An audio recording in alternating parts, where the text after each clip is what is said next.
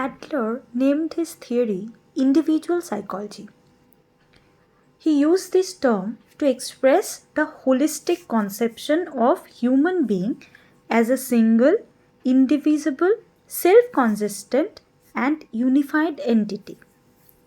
He believed that no person can be viewed in isolation, but he must always be viewed in relation to the larger concept, that is, the socio-ecological system in which that person is embedded in. That means a person is always related or integral to the socio-ecological system to which he or she belongs. He further added that no person can be adequately understood without the reference to one's goals. Unlike Freud, Adler depicted the individual neither as victimized by the instinct nor doomed by the cultural forces and the childhood experiences only. Why? Because basically, Freud viewed human beings as shaped by their instinctual drives or their childhood experiences. And Adler changed this concept and postulated that human beings are governed by forces we cannot see or control. We are each the creative agents of our own personality, actively directing and creating our own growth and future. That means in his theory, in Adler's theory, human beings are capable of shaping their own personality by their own forces, by being their self, he viewed human beings as creative enough and powerful enough to shape their whole life, and their personality is not merely a product of the childhood experiences that he has gone through.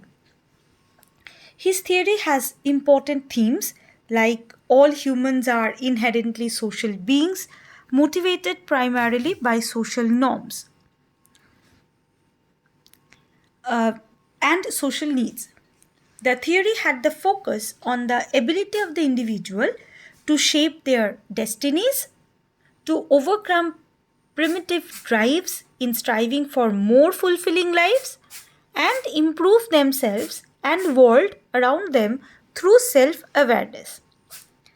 Like all personological systems, individual psychology is predicated upon certain basic tenets that acts as the pillars on which the concept or the theory of individual psychology has been built. So those basic tenets are like number 1, the individual has a unified and self-consistent entity. And by this, Adler believed that the foremost challenge confronting individual psychology is to prove this unity in each individual in thinking, feeling, acting, in every expression of personality. This self-consistent and unified personality structure Adler designated as the style of the individual. That is how a person think, feel, that together makes a personality. We cannot single out a person's thinking, his feeling, his actions separately or in discrete nature. They are all connected and is an unified concept. That is, it is a holistic concept. As we know about, when we learnt about Gestalt, like the whole essence is obviously different from the parts. So we cannot single out thinking, their actions, their feelings, everything. We cannot study them discretely. When we think of a personality, we should study the personality in a unified way, in a whole concept. Next is human life as a dynamic striving for perfection. In this concept, he mentioned that life cannot be conceived without ongoing movement. Movement towards what? Movement towards the direction of growth and expansion. Indeed, only in the movement toward the identifiable goals can the individual be perceived as a unified and self-consistent entity. Now, by this, what he means is we always strive or we always work on self-growth and expansion. We try to enhance, to enrich ourselves, and this is done by achievement of goals. And these goals are not universal for all. We all have individualized goals, and the way we try to achieve it and the way we set our goals, they actually form our type of personality. Next is, he viewed individual as a creative and self-determined entity. Now, by this, when he used this tenet, this meant he acknowledged the importance of heredity and environment in forming the personality. And Adler insisted that the individual was distinctly more than a mere product of the heredity and environment only. In Adlerian theory, people are depicted as possessing a creative power which places them in control of their lives. Free conscious activity is the defining character of human beings. This creative power affects virtually every facet of person's existence. That is, their perception, their memory, their imagination, their fantasy, the way they dream, everything, etc., etc., etc. Now, here we see, when we say the human beings are not only the product of environment and heredity, that means here individuals are creative enough to act on the impact of the heredity and environment by its own perception, by their own way of perceiving the things, by how they create their thought, how they imagine themselves. So they actually have the power, that creative power by which they can act on the heredity or the environment, and by this they can actually create an individualized personality of each person. Next is social embeddedness of the individual. Now, from very first, I'm telling you, Adler always viewed individual as embedded in the socio-ecological system in which that person belongs to. And Adler saw individuals not only as a unified relational system, but also as an integral part of the larger system. The family, community, indeed the humanity, the total humanity system. To him, every individual has a natural aptitude for community feeling or social interest. Now, here, see, when we say social interest, we all know individuals are social beings, and we cannot see ourselves or explain ourselves devoid of the society. How we act, how we live our life, all is actually in relation to the society that we feel we belong to. And this social interest or the community feeling, this is inherent in the individual, and this actually marks their individual pattern of personality development. That is how I feel connected to my society, what social interest I have, what are my intentions about my social affiliations. All these contribute to the development of personality. Next is the individual subjectivity. That is, Adler theorized that behavior is always dependent on people's opinions of themselves and the environment with which they must cope. Individuals live in a world of their own construction in accordance with their own schema of apperception. Also, people are motivated by fictional goals, privately held beliefs about present and future events that regulate their behavior. In Adler's scheme of things, behavior is clearly a reflection of the individual's subjective perception of reality. Now, see, when till now, whatever we have discussed, it is all an individualized concept that will be obviously different from person to person. Now, when an individual create their own life according to their own imaginations, according to their own perception, when we are saying according to their own perception, that is how I perceive the system in which I am. And in this, doing this apperception, the way I see the world and the way I imagine myself, that means the goal that I have in my mind does not actually exist in reality, but it's a fiction, and my life is actually based on these fictional goals. So accordingly, this development of personality is totally an individual subjectivity. That is how a person sees himself in relation to the society and how accordingly he acts or reacts and sets his ideas about his life actually makes his personality. Now, these are the basic tenets of Adler's personality theory, and based on these tenets, he developed 7 concepts, the central concepts on which his personality theory is made. The concepts are inferiority feelings and compensation. Secondly, striving for superiority. Third is the style of life. Fourth, social interest. Fifth, creative self.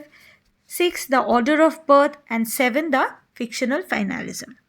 Now we will go straight into the explanation of these central concepts. Now let's start with the first concept. Adler proposed that in each individual, certain organs are somewhat weaker than others, making the person more susceptible to illness and diseases involving these organs. More to the point, Adler theorized that every person succumbs to disease in that region of the body which has been less well developed, less successfully functioning, and generally inferior from the birth. He then observed that people with severe organic weaknesses try to compensate from them by training and exercise, which often results in development of individuals' greatest skill or strength. Adler suggested that this process of compensation could also proceed in the psychological sphere. That is, the individuals are often driven to compensate not only for the organ inferiorities but also for the subjective feelings of inferiority. Those that arise from uniquely felt psychological or social disabilities, as well as those that stem from the actual bodily weakness or impairment. Adler viewed inferiority feelings as the motivational basis for essentially all human striving. All individuals progress, grows, and develop as a result from the attempt to overcome one's inferiority and this inferiority may be real or imaginary. Adler believed that feelings of inferiority or inadequacy begin in infancy. Specifically, the reason that he given was that human infants experiences a prolonged period of dependency during which he has to rely on adults to survive. This experience causes the infants to develop feelings of inferiority relative to larger, stronger, and more powerful people in the family. Unavoidable and common to everyone, these feelings are necessary if one is to grow, succeed, and realize one's potentials. So, a person's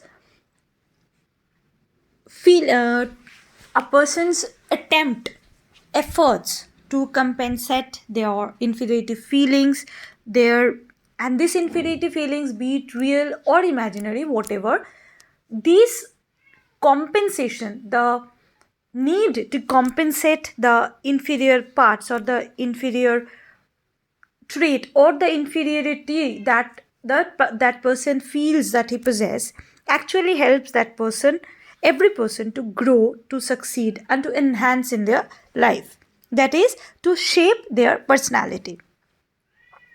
From this, we are moving on to the next concept, that is the striving for superiority. Adler held that inferiority feelings are the source of all human strivings, self-expansions, growth, and competence. As early as 1908, he believed that the great dynamic force of governing human behavior was aggression, that is, a strong initiative to overcome obstacle. Soon after this, he abandoned this idea in the favor of will to power. In this, weakness was equated with femininity and power was equated with masculinity. It was at this stage that Adler proposed the idea of masculine protest, a form of overcompensation that both gender employ in an effort to suppress the feelings of inadequacy and inferiority. By 1912, Adler rejected the concept of masculine protest as a satisfactory explanation for the motivation of normal people. Instead, he developed a much broader viewpoint in which the people are seen to be the striving for superiority, a condition quite different from the superiority complex. Thus, the concept of striving for superiority was theorized as a fundamental fact of human life. Now, see here, aggression is always the power, that is, the effort we put into to remove some obstacle.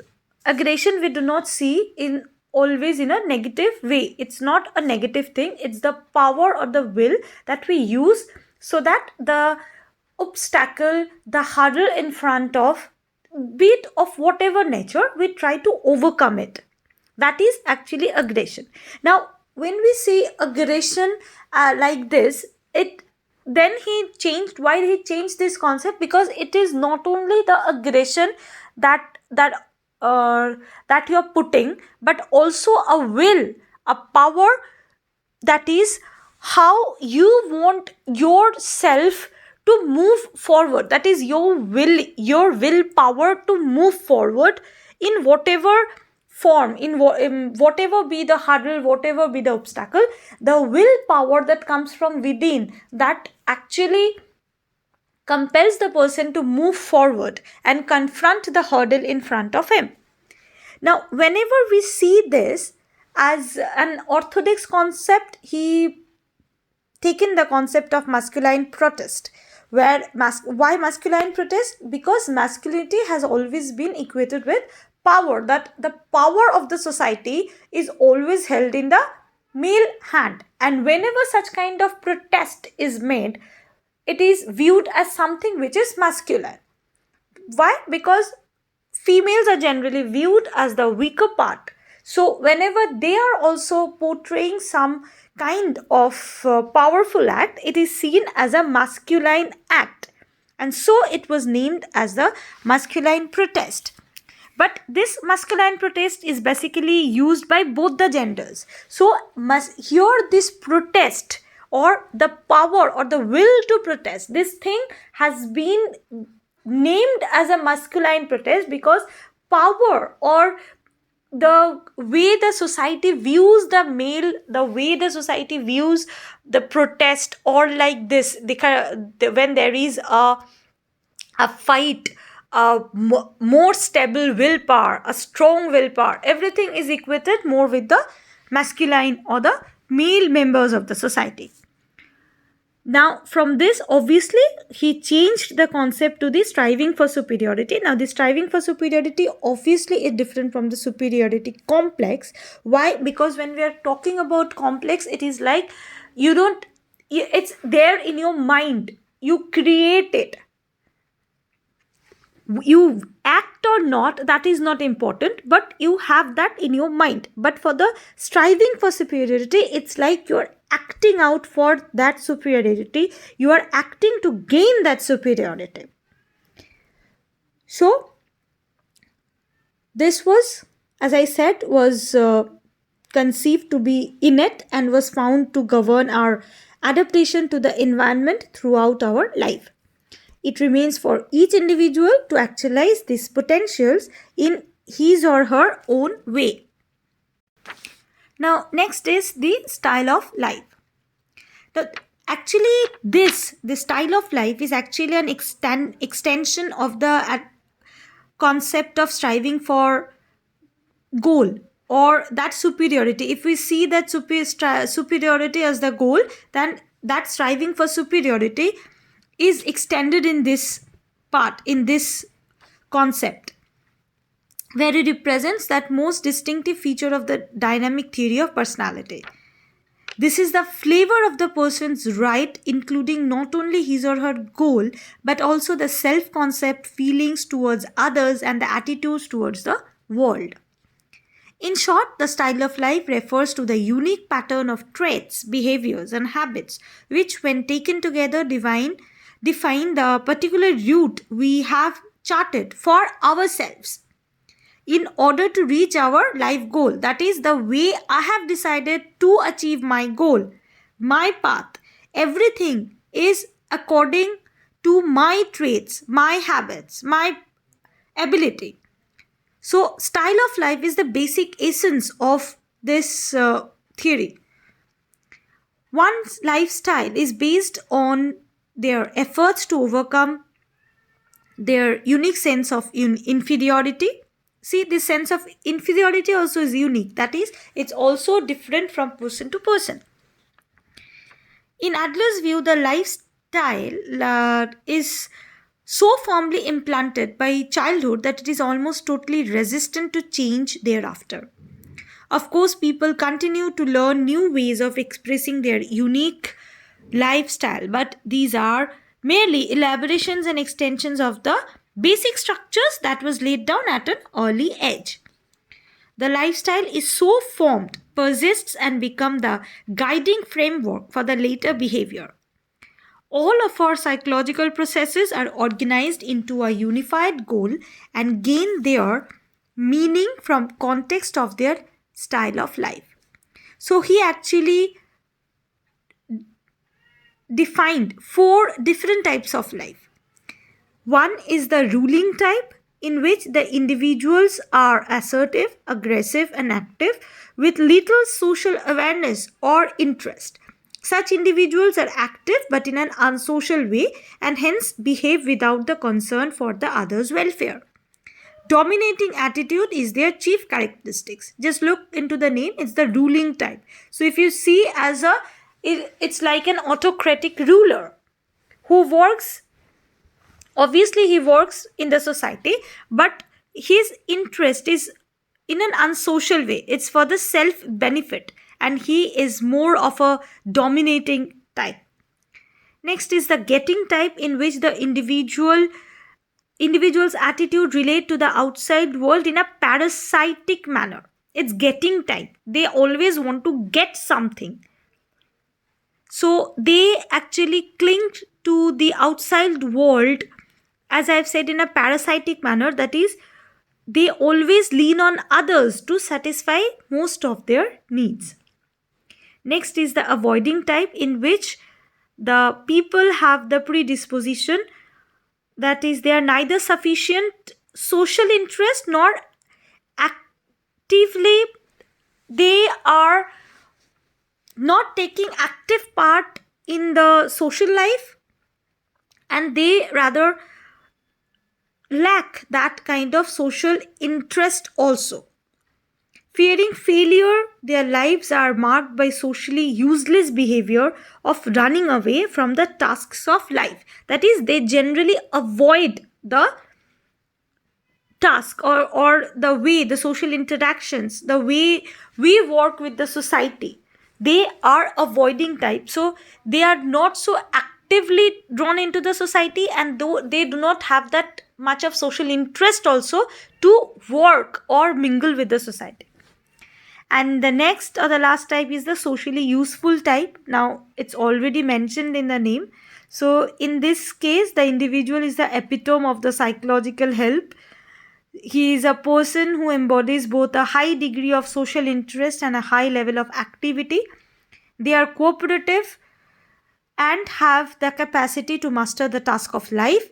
They look after their personal needs. At the same time, they see three major tasks of occupation, friendship, and love as social problem, and they actively take part in all three to act in a way to solve these social problems, to have a solution to all the social problems.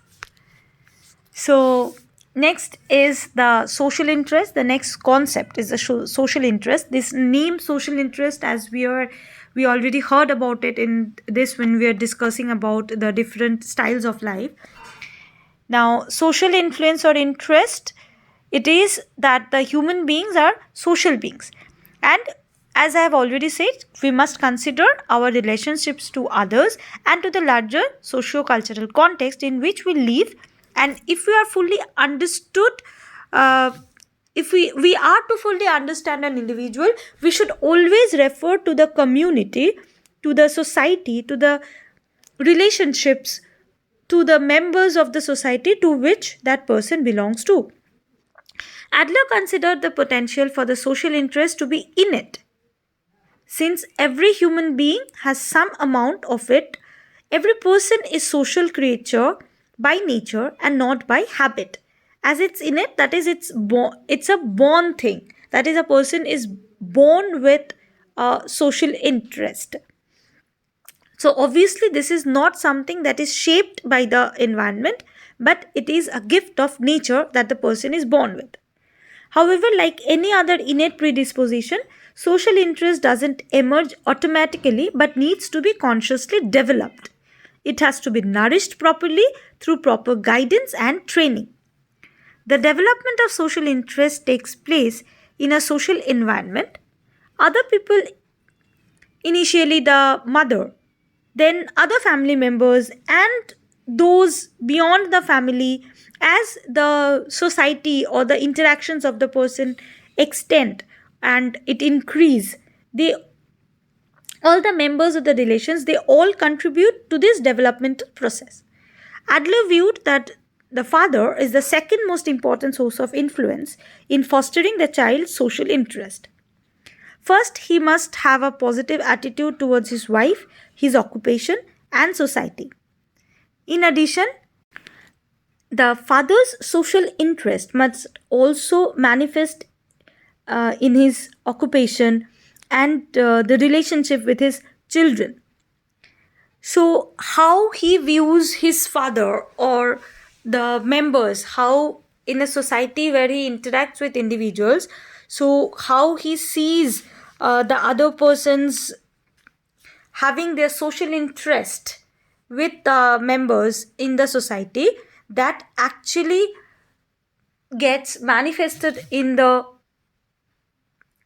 individuals also, the child who is developing the social interest. And finally, Adler considered that the relationship between the wife and the husband to have an enormous effect on the children's development of the social interest. Now, this we generally know whenever we talk of the development or a proper development or mental health of the child, we generally have a very clear idea of how the relationship between the parents that affect the growing child. Next is the creative self. Adler maintained that a style of life is developed by the individual's creative power. In other words, each person is empowered with the freedom to create his or her own lifestyle. Ultimately, people are solely responsible for the person's life goal that determines the method of striving for that goal and contributes to the development of the social interest. This same creative force also influences perception, memory, and imagination, fantasy, and dreams of that person. It makes each person a free, self-determined individual.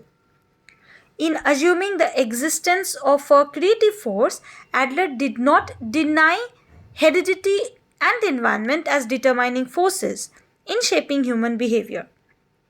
Every child is born with unique genetic endowment, that is no doubt, and he or she soon comes to have a social experiences that will be unique to that person. That is, it will be different from those any other individual. Every people have their own social experiences from their life, from their birth. People, however, are much more than products of the heredity and endowment. They are creative, based, who not only react to their environment but act on it and make it react on them. A person uses heredity and environment as the bricks and the mortar of personality, but the architectural design reflects the person's own style. Okay, so for every individual, heredity and environment will be there.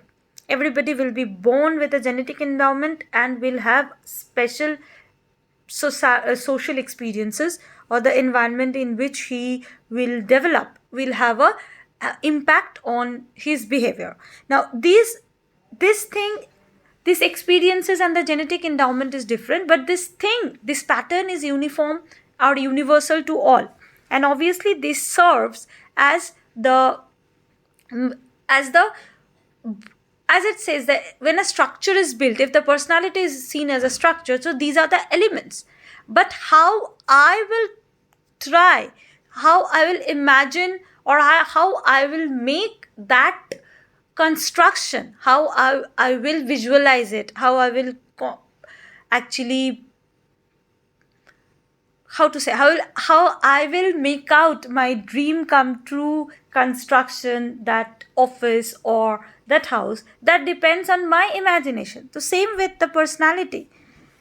How I'll make my life, that depends on my creative self, or of my creative power that I have. Next is the order of birth. In accordance with his emphasis on the social influences upon personality, Adler suggested that certain lifestyles frequently develop as a function of one's ordinal position within the family. Ordinal position, it's the order of birth.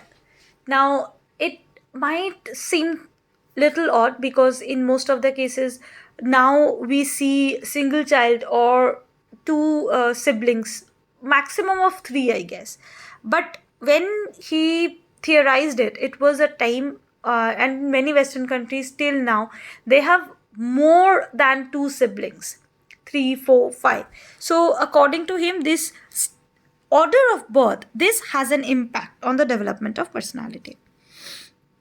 The experience of the older or the younger than one's brother or sister, and of being exposed to parental attitudes and values that vary as a result of the arrival of more children in the family.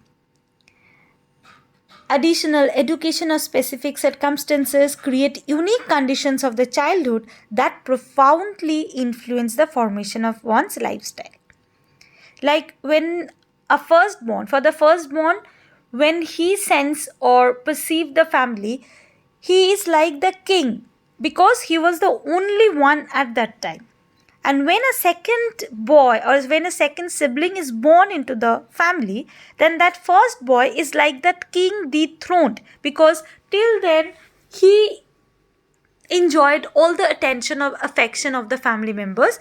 But with the arrival of the new one, that affection, that center of attention thing gets changed, and his character is more of like a king dethroned. The second born is often characterized by being achievement oriented, and the youngest is the fighting youngest, as the child most likely to become a revolutionary. He has the high motivation to surpass the older siblings, and this is Mostly because in most of the family, the younger ones are seen as the pet of the family. Those who are younger over in this class, they might also agree with me. In most of the cases, the younger ones, it's like they never become adults. It's always like their family view them as the youngest in the family, and accordingly they deal with that person. So that individual always have that motivation to surpass the older siblings and to prove that I am a bigger one. I am an adult one. I have the power and I can do so many things. Now, next is for the only child. Obviously, he said something like the only child is in the unique position of not having any other sibling with whom to compete. This fact, coupled with a vulnerability to be pampered by the mother, often leads to the only child into an intense rivalry with the father.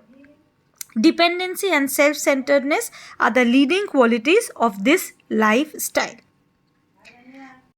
Now, so for the only child, they do not have any other siblings to compete with, but they develop a vulnerability, or they develop that kind of dependence on the mother, that is that possessiveness with the mother, which makes their father a rival for them. So in many of the cases, they have seen that the only child to be a rival for the father figures or the authority figures, the persons who act in the authority, and they are mostly self-centered in their style of life. Now, the last concept, that is the fictional finalism. When I was defining you the basic tenets, I already mentioned about it. So, depending on that idea, here Adler believed that everything we do in life is marked by our striving for superiority, for perfection. More to the point, he felt that striving for superiority is a general motivation that takes concrete form as a striving towards the subjectively experienced goals. Now, the concept of fictional finalism is the idea that these fictional goals guide the present behavior of the individual. Adler theorized that the ultimate goals are fictional ones that can neither be tested nor confirmed against reality. Whenever we visualize ourselves, when we set the goals for ourselves, that does not exist in reality, but we can imagine in our mind. We generally fix it in our mind. So whatever we fix, whatever goal we strive to achieve, they cannot be tested, or they are not the real ones. They are the fictional ones. But some persons may conduct their lives in terms of belief that with hard work and a little luck, they can accomplish almost everything. To Adler, this belief constitutes a fiction simply because there are many people who work hard and get never accomplished everything. So we may all say, like, somebody from rags to the dollars, like for in case of Dhirubhai Ambani. Like stories like this, it makes us feel that we can all achieve everything with a little amount of luck and a maximum of hard work. But there are many people in the world who does not make that big in their life, in spite of working very hard in their life. So these goals, or the visions that we have, the beliefs that we develop in our mind, that are always not real. According to Adler, each individual's quest for superiority is defined by a fictional goal that he or she has adopted. He also believed that the individual's fictional goal of superiority is self-determined. It is formed by the person's own creative power, subjectively held ideal, and has great emotional significance. When an individual's fictional goal is known, all the subsequent actions make sense and his or her lifestyle takes on an added meaning. So, by having their own creative power, that is when I am striving for the superiority, which is the general motivation, that this actually takes a concrete form as a striving towards that subjectively experienced goal. That is my goal, that is my subjective goal. And this fictional goal, the way I try to achieve that fictional goal, is my style of life. Okay. And this fictional goal, when it is acting out, when actually is acting in my favor, or it is being coming into reality, it is actually making sense to all. So personality, as Adler saw, it is influenced more by the fictions or expectations of the future than by the experiences of the past. So the fictional goal does not exist in the future, but in our perception of the future. So when we are saying this, ki the theory is not based on the past but on the future, we should not say it as that goal, or he has seen the future in reality. No. That future we imagine, that only exists in our imagination, in our mind. That is our perception of the future, our view of the future. Although the fictional goals have no objective existence, they nonetheless exert an enormous influence on the direction of our lives. Why? Because they only decide in which direction our life will flow, in which direction I will go. That is, I will use that style of life that can take me towards my fictional goal. So this is Adler's theory of personality. If you have any doubts regarding this, you can obviously reach out to me. You can comment below, or you can discuss with me in our class, and that doubt will be clear to you. Thank you, class.